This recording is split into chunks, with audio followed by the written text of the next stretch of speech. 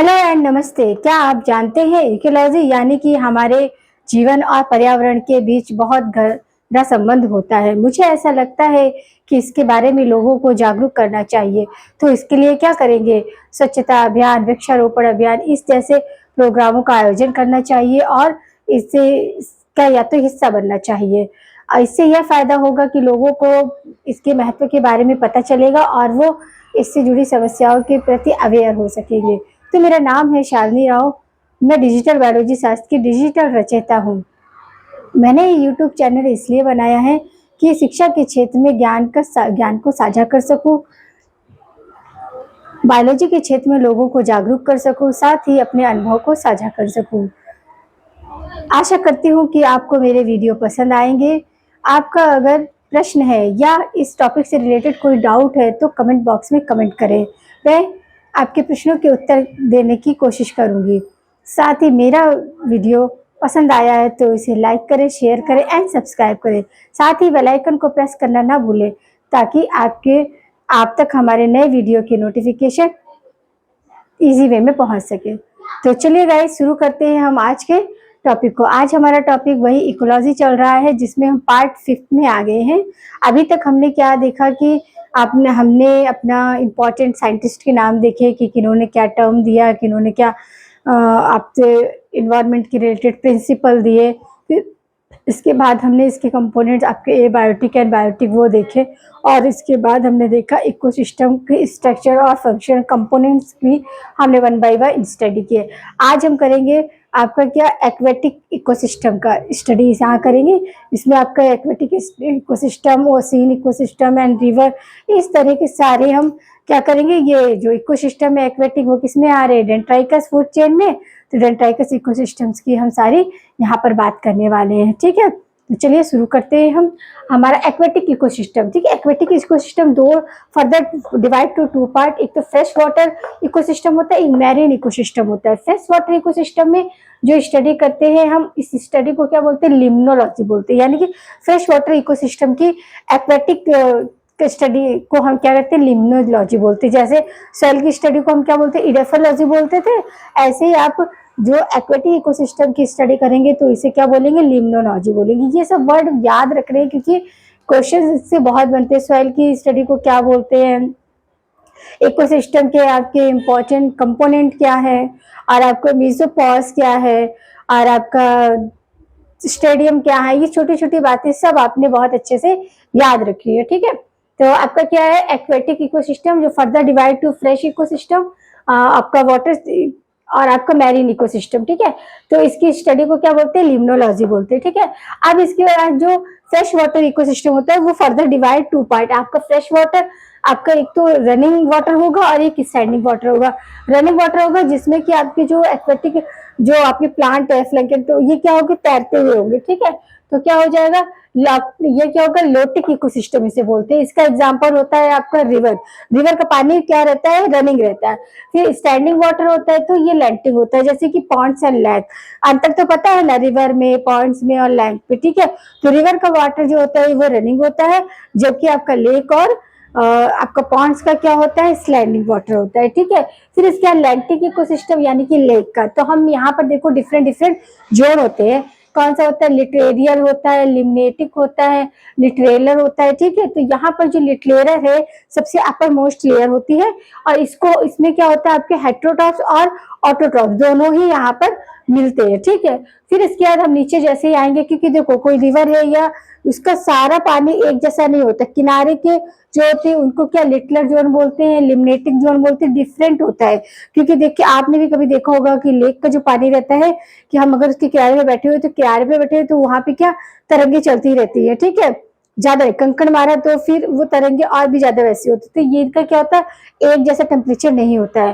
तो उसी के बेस पे हमने यहाँ पर क्या हुआ? डिफरेंट डिफरेंट लेयर को यहाँ स्टडी कर रहे हैं। लिटलेरल, लिम्नोटिक और ये तीन होते हैं अपर मोस्ट में, जिसमें कि आपके ऑटोट्रॉप्स भी होते हैं और हेटेरोट्रॉप्स भी होते हैं। ठीक है, फिर इसके बाद थोड़ा नीचे आएंगे तो आपका प्रोफंडल जोन होता है। प्रोफंडल जोन में क्या होते हैं कि आपके हेटेरोट्रॉप्स जो होते हैं वो ऑटोट्रॉप्स की अपेक्षा ज्यादा होते हैं। ठीक है, जैसे कि फॉरेस्ट इकोसिस्टम में हमने देखा था कि उसमें क्या होता है? फॉरेस्ट में ट्री और मतलब ट्री से ज्यादा आपके क्या थे, ट्री से ज्यादा आपके क्या थे, हेटेरोट्रॉप्स थे, और फिर कंज्यूमर्स उससे कम थे। ठीक है, तो ऐसे ही यहाँ पर क्या है, प्रोफंडल जोन में क्या होगा, हेटेरोट्रॉप्स भी होंगे और ऑटोट्रॉप्स भी होंगे। ठीक है, फिर इसके बाद आपको सबसे नीचे आता है बेंथिक। बेंथिक जोन जो होता है उसमें केवल और केवल हेटेरोट्रॉप्स होते हैं, वहां पर ऑटोट्रॉप्स नहीं होते। इसका रीजन क्या है कि वहां पर सनलाइट ही नहीं पहुंचती है। ठीक है, जब सनलाइट नहीं होगी वहां पर क्या होता है, डेंट्राइकस होता है, जहां पर डीकंपोजर्स होते हैं। तो यही रीजन है कि जो सबसे नीचे बेंथिक लेयर होगा या बेंथिक जोन होगा, वहां पर आपके किसी भी तरह के ऑटोट्रॉप्स वहां सर्वाइव नहीं करते हैं। ठीक है, तो अब इसी को हम वन बाय वन देखेंगे। पहला है लिटोरिया जोन। लिटोरिया जोन को हम फर्दर 3 पार्ट में डिवाइड करते हैं। क्लोजेस्ट टू द सोरे यानी कि एकदम लास्ट टाइम पे होता है, जैसे कि ये देखो इसकी पोजीशन क्या है, ये है। ठीक है, फिर है आपका रूटेड, यहाँ पर क्या होते हैं कि रूटेड प्लांट्स होते हैं। ठीक है, ऐसे प्लांट्स होते हैं जो पानी के साथ जड़ में चिपके हुए होते हैं। ठीक है, फिर होते हैं प्रोस्टिटा, ये ट्रैपा, ये मतलब क्या है, इन प्लांट्स के नेम है जो कि ऐसे फ्लोटिंग प्लांट्स होते हैं। अब लिम्नोटिक जोन जो कि बीच वाला है, लिम्नोटिक में क्या है आपका फ्लैकेंटॉन रिच में, यानी कि जो तैरते हुए होते हैं, रुकते नहीं है, तैरते रहते हैं, जो ये वाले। इसमें आपका फाइलोप्लैंक्टन एंड जूप्लैंक्टन। फाइकोप्लैंक्टन में डाइएटम्स मोस्टली आता है, और क्रिस्टेडियस लार्वा आते हैं। क्रिस्टेडियस क्या है, इंसेक्टी, आपका जो अर्थवर्म होते हैं उसके क्रिस्टेशियस लार्वा, वो आपके यहाँ पर किसमें, लिम्नोटिक जोन में। ठीक है, लिम्नोटिक जोन में क्या रहते हैं आपके, लिम्नेटिक जोन में आपके प्लैंक्टन रहते हैं जो तैरते हुए होते हैं, जिनमें जर्स नहीं होती है, रूट नहीं होती है।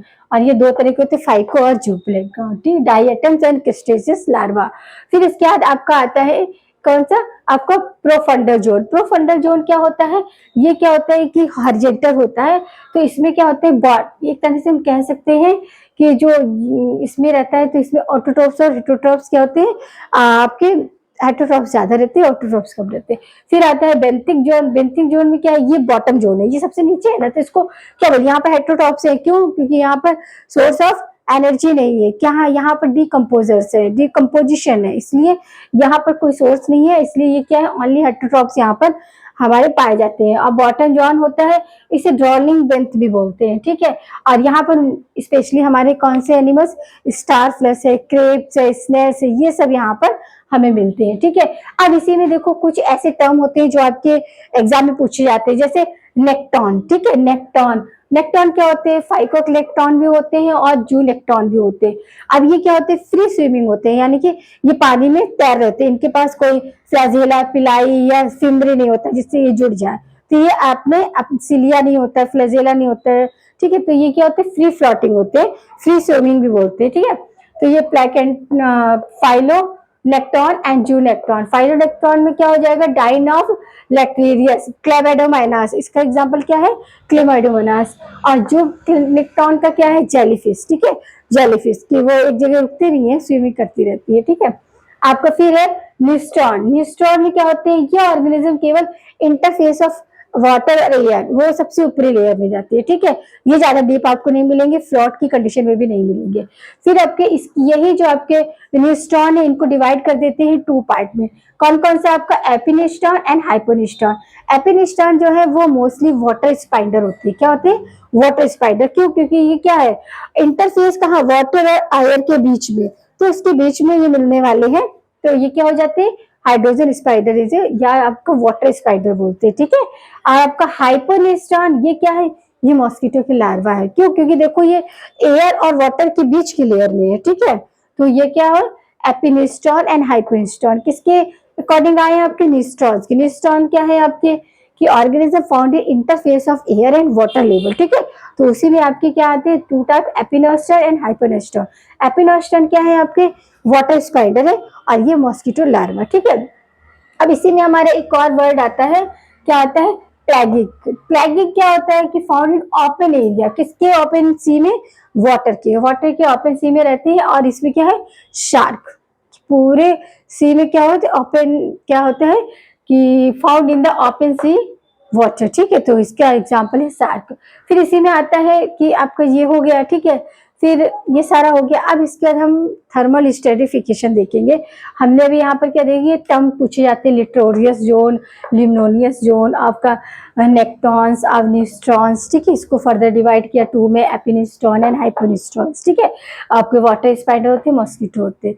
बेंथस हमने बता ही दिया है कि सबसे नीचे का होता है, डिकम्पोजिशन ज्यादा होता है, यहाँ पर हेट्रोट्रोप ज्यादा मिलते हैं, ठीक है। और क्या होता है, यहाँ पर क्रेप्स, स्टारफिश, इस तरह के एनिमल्स मिलते हैं, ठीक है। अब इसके बाद हमारा नेक्स्ट आता है, नेक्स्ट क्या है आपका, थर्मल स्टेरिफिकेशन, ठीक है। थर्मल स्टेरिफिकेशन क्या है आपका, लेंटिक, ये किसका है, लेक का, ठीक है, लेक, ठीक है, लेक का है। तो लेक क्या होता है, दो टाइम में आपका ओवर ट्यूनिड, तो इसे क्या बोलते हैं, डायमेटिक लेक बोलते हैं। कैसे कि देखो, लेक का पानी होता है ना, तो जैसे कि ये कोई लेक है, ठीक है। तो अब क्या है कि यहाँ पर ये इस तरह क्या है, आपका वाटर क्या होता है, सरवाइव करता है आपके winter, summer, spring and autumn में, ठीक है। Autumn and winter, autumn and summer में क्या होता है कि जो ये आपका फ्लो होता है हाइड्रोस्फीयर, ये क्या होता है, नॉर्मल होता है। बट स्टेरिफिकेशन केवल विंटर और समर में होता है। विंटर और समर में, विंटर में क्या होता है कि विंटर में वार्म वाटर होता है, जबकि आपके समर में जो होता है क्या होता है, कूल वाटर होता है। तो वो इसी की वजह से होता है, किसकी वजह से, आपका ओवर टर्निंग, कि ये पानी क्या होता है, नीचे से ऊपर, ऊपर से नीचे होता रहता है, ठीक है। कब, चारों सीजन में, जो भी हमारे चारों सीजन रहते हैं, समर और विंटर में ये ज्यादा क्या होता है, ओवरफ्लो होता है, ऊपर नीचे होता है। तो हमें क्या होता है, गर्म पानी, मतलब वार्म वाटर होता है और कूल वाटर होता है। जबकि आपके स्प्रिंग और ऑटम में वाटर में कोई डिफरेंस नहीं होता, वो ओवरहेड होते हैं, ठीक है। और स्टेरिफिकेशन कब करते हैं, समर एंड वार्म में, ठीक है। अब इसमें देखो क्या है, ये आपका ड्यूरिंग विंटर, विंटर टाइम में आपका जो लेक का वाटर होगा वो कैसा हो जाएगा। अब इसमें 3 लेयर होते हैं, ठीक है। एक एपी में एपिमोर्सिम होता है, एक मेटा, हाँ, एपिलॉजिक, ठीक है। क्या होती है, एपिलॉजिक प्लेट होता है।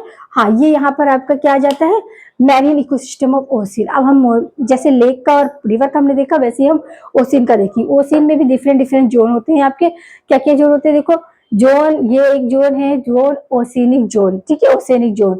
नीचे पे देखेंगे तो ये कॉन्स्टिट्यूटेड सेल्स होती है। फिर यहाँ पर बॉटम जोन होता है, बॉटम जोन के नीचे हाइड्रा जोन होता है, हाइड्रा जोन जो कि 600 मीटर के डीपेस्ट पार्ट ऑफ ओशियन, ठीक है, 600 मीटर के नीचे रहता है। उसके बाद आता है एब्सॉर्स, ये क्या होता है, 400 से 6000 तक आपका मीटर होता है, ठीक है। ये ओशियंस के टीनेज होते हैं, ठीक है। अब आपका बेंथम लॉजिक जोन होता है, जो कि मिड नाइट में क्या होता है, 1000 से 400 आपकी मीटर इसकी स्ट्रेंथ होती है, ठीक है। और मीसोपैलिजोइक जो कि ट्विलाइट, ठीक है, ट्विलाइट आपका 200 से 1000 मीटर तक रहता है। और एपिप्लेजिक जोन, ये सनलाइट जोन होती है, जो सबसे ऊपर होती है। और नीचे जो बॉटम में है, हेडर जोन है, यहाँ पर आपकी सनलाइट एब्सेंट रहती है। यहाँ पर क्या होती है, डिकम्पोज होते हैं, डिकम्पोजिशन होता है, डिकम्पोजर्स ज्यादा होते हैं। तो यही आपका जो ओसेनिक, मैरिन ओसेनिक है, इसमें क्या, विंटर और समर में आपका क्या होगा, विंटर में क्या होगा, एपिप्लेविक जो जोन होगा वो क्या होगा, आपका कोल्ड वाटर को शो करेगा। जबकि मेटा जो होगा वो 2 से 3 सेंटीग्रेड उसका वाटर रहेगा। जबकि हाइपोपैलिजिक रीजन में क्या होगा, 400, यानी कि नीचे गर्म पानी होगा, ऊपर क्या होगा, ठंडा पानी होगा। वही जस्ट इसका उल्टा समर में हो जाता है। समर में ऊपर आपका कोल्ड वाटर आ जाता है और नीचे आपका डीपेस्ट पार्ट में आपका वार्म वाटर चला। और ये क्यों हो रहा है, ये सारे का सारा हो रहा है ओवर टर्निंग की वजह से। चाहे वो सीन हो, चाहे रिवर हो, चाहे लेक हो, सभी में आपका क्या होता है, ओवरटर्न होता है, ठीक है। ओवरटर्न होता है, जिसका डायरेक्शन जो होता है वो आपके सीजन के हिसाब से कैसे होता है, अप एंड डाउन होता है, ठीक है। फिर आपका ये आ गया। अब इसके बाद हम देखेंगे हॉट हाइड्रोथर्मल वेंट इकोसिस्टम। ये भी आपका बहुत पूछा जाता है। इसमें आपके क्या होते हैं, बायोजियोकेमिकल एनर्जी का फॉर्मेशन होता है, ठीक है। क्या होता है, क्योंकि हॉट हाइड्रो है तो अंदर तो आपका सोलार एनर्जी नहीं जा रही है, और वहां पर आपका जियोथर्मल एनर्जी होती है, ठीक है। तो वो बायोजियोकेमिकल एनर्जी प्रोड्यूस करते हैं। और ड्राइव क्या करते हैं, यहाँ पर आपके सनलाइट कुछ भी ड्राइव नहीं करती है। और आपका कीमो ऑटोट्रॉप्स होती है, कीमो ऑटोट्रॉप जिनको की मतलब कुछ कोई आपका लाइट सोर्स की जरूरत नहीं है, वो आपके बायोजियोकेमिकल पर ही अपना सरवाइव करते हैं, ठीक है। फिर आता है आपका वेटलैंड इकोसिस्टम। वेटलैंड इकोसिस्टम में आपका रामसर कन्वेंशन आता है, ठीक है। रामसर कन्वेंशन को कब ऑब्जर्व किया गया था आपको, रामसर कन्वेंशन को आपका कन्वेन किया गया था 1971 में, ठीक है। ये 2 फरवरी वर्थ वेटलैंड डे बनाया जाता है। ठीक है, ये इंपॉर्टेंट है, क्वेश्चन में पूछा जा सकता है। और आपका फिर आता है coral leaves ecosystem. Coral leaves भी होती है जो कि आपकी कैसी होती है, कोरल्स होती है और एल्गी होती है, जिसमें फर्दर डिवाइड टू पार्ट, ये सिम्बायोटिक होती है, क्योंकि ये पूरी तरह से आपका डिपेंड नो आपका क्या एनर्जी पर, ये एक दूसरे से क्या करती है, सिम्बायोटिक पैटर्न में होती है। तो इसमें कोरल्स भी होते हैं और एल्गी भी होते हैं। ठीक है, अब टाइप ऑफ कोरल्स कैसे होते हैं, एक तो देखो फ्लेमिंगो कोरल्स रीफ होती है, barrier chorial reef coral reef होती है और एटॉल्स होती है। ठीक है, इसके बारे में हम पूरा आपका बुक का है, एक बार रीड करेंगे तो आ जाएगा इजीली में। तो क्या है टाइप ऑफ कोरल लीफ, जी कोरल लीफ यानी कि सबसे डीपली ये रहते हैं, क्या ये एल्गी के एक लेयर बना लेते हैं। ठीक है, जो कि क्या होती है, यूजफुल होती है। ठीक है, फिर आया आपका मैनग्रोव इकोसिस्टम। मैनग्रोव इकोसिस्टम क्या होता है कि आपका ये मार्शी एरिया होता है। क्या होता है, मार्शी, दलदल बोलते हैं जिसे, उस तरह का एरिया होता है। इसमें हेलोफाइट्स होते हैं, ऑटोट्रॉफ्स नहीं होंगे, हेटेरोट्रॉफ्स नहीं होंगे। यहाँ पर क्या हेलोट्रॉफ्स होते हैं, क्योंकि इनकी जड़ें जो होती है आधी पानी में निकली, इस तरह का इसका स्ट्रक्चर होता है। ये जो जड़ें हैं इस तरह आपका पानी में जाके ऐसे ग्रुप करके मुड़ी हुई ऊपर निकलती है। ठीक है, इसमें क्या पर राइजोफोरा फाउंड रहते हैं। ठीक है, इसमें क्या होता है, होल्स होते हैं, उससे वो रिस्पायर करती है। और इस क्वालिटी को मैन्युग्रुव को क्या वीवी पैरिटी भी कहते हैं या प्रीकर्सियस जर्मिनेशन भी बोलते हैं। ठीक है, और ये रिस्पिरेटरी रूट होती है, ऐसे जाके यहाँ से रिस्पायर, इसका एग्जांपल राइजोफोरा है। ठीक है, राइजोफोरा क्या है कि स्टोर स्पेसीज है। तो इस तरह क्या हुआ, हमारा इकोसिस्टम जो आपके एक्वेटिक है और आपके क्या ओशियन इकोसिस्टम, रिवर इकोसिस्टम और लेक, इस तरह के हमने ये सिस्टम को यहाँ पर क्या है जो इम्पोर्टेंट है, जो वर्ड पूछे जाते हैं, जैसे नेक्टॉन्स पूछा जाता है, न्यूस्टॉन्स पूछा जाता है, तो वो मैंने यहाँ पर, बाकी आपको क्या करना है, लेसन की रीडिंग करनी है। जब आप रीडिंग करोगे तो ये जो टर्म है वो आपको इजी वे में क्या हो जाएंगे, अंडरस्टैंड हो जाएंगे।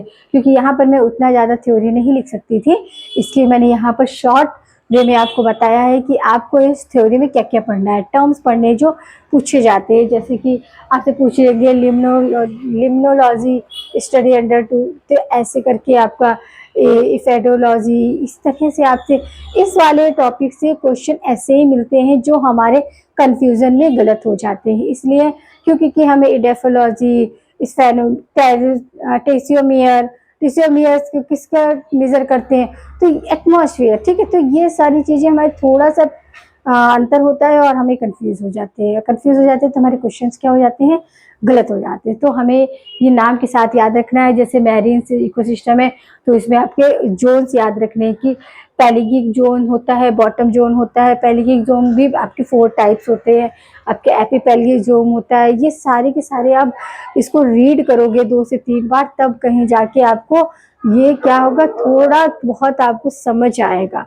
तो क्या है कि ये क्या मांगता है कि आपका पैशन, एक बार समझ में नहीं आ रहा है तो आपको और भी पढ़ना है इसे, ये नहीं कि एक बार नहीं आया तो छोड़ देंगे, ऐसा नहीं है कि इससे क्वेश्चंस आते हैं और अच्छे क्वेश्चंस आते हैं। ठीक है, कैसे मतलब ज़्यादा आपको एफर्ट भी नहीं लगाना है, और आप 1-2 बार अगर इजी वे में इसको रीड अप करोगे तो ये कवर हो जाते हैं। ठीक है, तो यहाँ पर हमारा ये वाला पार्ट ओवर होता है और इसके आगे हम इस लेसन को कंटिन्यू करेंगे। तो अभी तक हमारे कितने 5 पार्ट हो गए, सब में सिस्टमेटिक आपको एबायोटी फैक्टर भी देखने हैं, क्योंकि उससे भी क्वेश्चन पूछे जाते हैं। एटमॉस्फेयर में आपका लेयर्स को, एटमॉस्फेयर के जो हमारे स्फेयर से उनके बारे से भी क्वेश्चन आ जाता है, और आपके जो डिफरेंट टाइप्स ऑफ आपका हेट्रोट्रॉप से, ऑटोट्रॉप से, उनसे भी क्वेश्चन बन ही जाता है। ठीक है, ऐसा नहीं फूड चेन, फूड हमने लास्ट वाले वीडियो में फूड चेन और फूड वेव को भी क्या कवर किया है। फूड चेन है तो आपका उसमें भी क्या जीपीपी, एनपीपी इम्पॉर्टेंट है। ठीक है, एनपीपी यानी कि नेट प्राइमरी प्रोडक्टिविटी, जीपीपी यानी ग्रॉस प्राइमरी प्रोडक्टिविटी, ये सब आपने याद रखनी है। ठीक है, फिर ऐसे धीरे धीरे करके आपको क्या होगा, रिवीजन करते रहिए। आप हफ्ते में 1 बार इस लेसन का रीडिंग करना है आपको, ताकि आपको चीज़ें याद रह सके, क्योंकि थोड़ा सा टफ है तो इनको याद रखने में भी आपको एफर्ट लगेगा, मगर इतना नहीं लगाना है जितना आप सोच के समझे के बैठे हो, थोड़ा बहुत लगाएंगे और फिर हमें ये चीज़ें क्या होगी, इसी वे में याद रहेंगे।